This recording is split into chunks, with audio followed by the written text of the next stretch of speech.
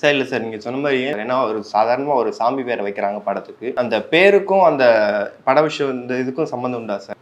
இல்லை சாமி பேர்லேயேம்மா நீங்கள் பார்த்தீங்கன்னா இப்போ வந்து ராஜகாளி அம்மன், அதை மூக்குத்தி அம்மன், புரியுதா உங்களுக்கு? எப்படி சொல்கிறது, நம்ம நிறைய படங்கள் வந்திருக்கு இந்த மாதிரி சாமி பேரில். இந்த மாதிரி அம்மன் அப்படின்னும் போது அது ஒன்றும் பெருசாது. காளி அப்படின்னும் போது பார்த்தீங்கன்னா அது இன்னும் பவர்ஃபுல்லான ஒரு நேமு.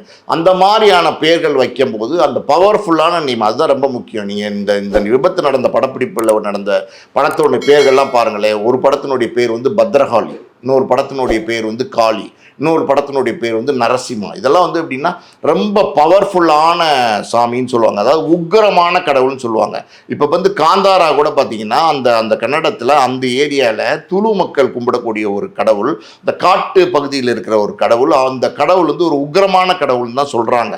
ஸோ இந்த கனெக்டிவிட்டி இதுதான் காரணமா அப்படின்னு நம்ம சொல்ல வரல. இது வந்து மூட நம்பிக்கையா, இது வந்து சரியான பேச்சா, சரியான வாதமா அப்படிங்கிறது ஒரு பக்கம், அது வேற, நம்ம அதுக்குள்ளே போக வேண்டாம். பொதுவாக வந்து சினிமாவில் இப்படி ஒரு சென்டிமெண்ட் இருக்குது, அந்த சென்டிமெண்ட்னால இப்படி நடக்குதா அப்படிங்கிறது தான் நம்ம யோசிக்க வேண்டியது.